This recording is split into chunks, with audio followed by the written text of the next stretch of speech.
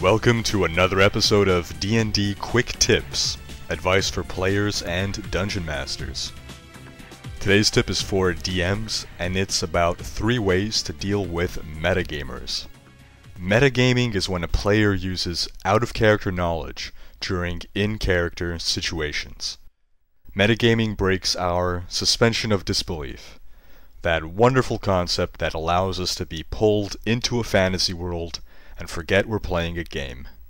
The best way to deal with a metagamer is to take him aside after your session and politely explain why his behavior is detrimental to everyone's fun.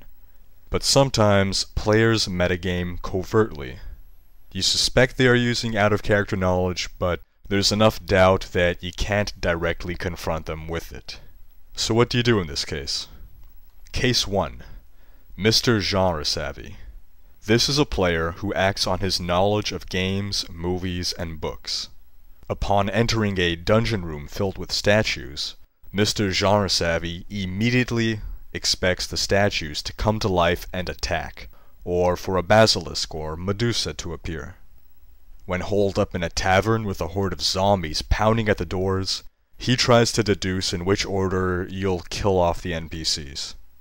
If confronted with a locked or barred door in a dungeon, he'll refuse to leave until he finds a way through the door.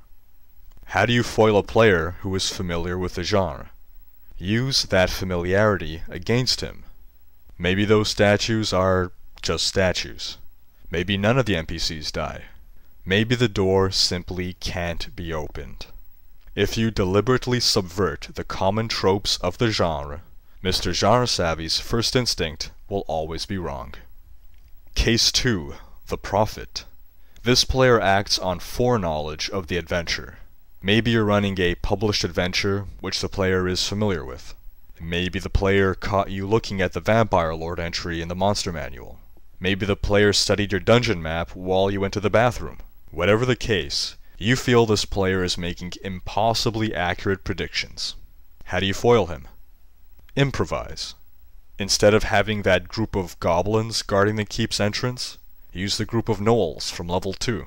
Instead of a level 11 Vampire Lord, substitute a level 11 Spirit Devourer. Instead of hiding the treasure hoard in the Grand Hall, stash it in an alcove. If the Prophet finds his predictions to be wrong, a sense of paranoia will make him doubt any further predictions. Case 3. Sun Tzu. This player acts on knowledge of a monster's strengths, weaknesses, and abilities. You spring a Spirit Devourer on your players, and Sun Tzu switches to using powers that target reflex, the Devourer's weakest defense. Or you toss a troll their way, and Sun Tzu pulls out his flaming short sword, taking advantage of the troll's weakness to fire. Or maybe Sun Tzu backs away from the Chillborn zombie once it's low on health, knowing it will explode in an icy burst. How do you foil a player who has studied the Monster Manual inside and out? With a fresh coat of paint. Instead of describing the Spirit Devourer as a cadaverous creature with a small humanoid figure trapped in its ribcage, describe it as a bloated corpse with hands trying to push their way out of its stomach. Instead of describing the troll as a hideous green giant, describe it as a towering Amazon wielding a spear. Instead of describing the Chillborn zombie as a frozen corpse surrounded by icy mist, describe it like a skeletal knight encrusted in ice. If Sun Tzu can't identify the monster, he can't apply his knowledge. Take-home message. To foil a metagamer, render his out-of-character knowledge useless, or better, incorrect. That's it for today. Send me your suggestions for future quick tips, which I upload every Sunday. Peace.